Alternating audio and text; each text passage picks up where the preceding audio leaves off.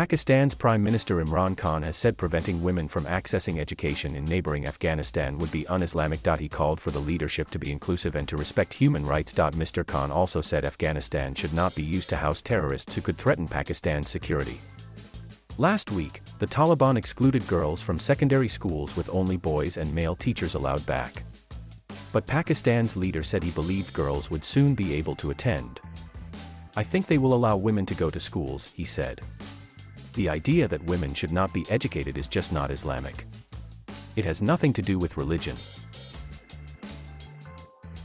Since the Taliban took control of Afghanistan in August, fears have grown over a return to the regime of the 1990s when the hardline Islamists severely restricted women's rights. Its leadership maintains that the rights of women will be respected, within the framework of Islamic law. The decision to exclude girls from returning to school last week prompted an international outcry, with a Taliban spokesman later saying they would return to the classroom as soon as possible.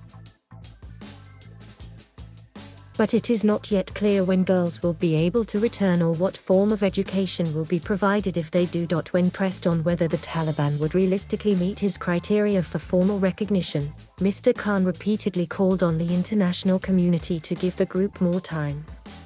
"It's just too early to say anything," he said, adding that he expected Afghan women to eventually assert their rights. Pakistan has not been seen by all as a firm ally in the battle against jihadist terrorism. It has long been accused by many in the United States and elsewhere of providing support for the Taliban, something it denies. After the 9/11 attacks that were planned in Afghanistan, Pakistan positioned itself as an ally of the US in the so-called War on Terror. But at the same time, parts of the country's military and intelligence establishment maintained links with Islamist groups like the Taliban. Mr. Khan said that Pakistan would make a decision on whether to formally recognize the Taliban government alongside other neighboring states. "All neighbors will get together and see how they progress," he said. "Whether to recognize them or not will be a collective decision." Mr. Khan also called on the hardline group to form an inclusive government, warning that a failure to do so could see the country descend into civil war. "If they do not include all the factions, sooner or later they will have a civil war," he said. "That would mean an unstable, chaotic Afghanistan and an ideal place for terrorists.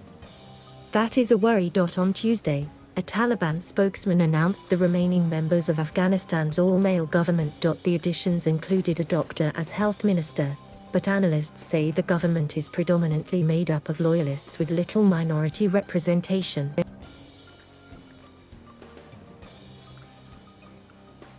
Thank you for watching. Please subscribe.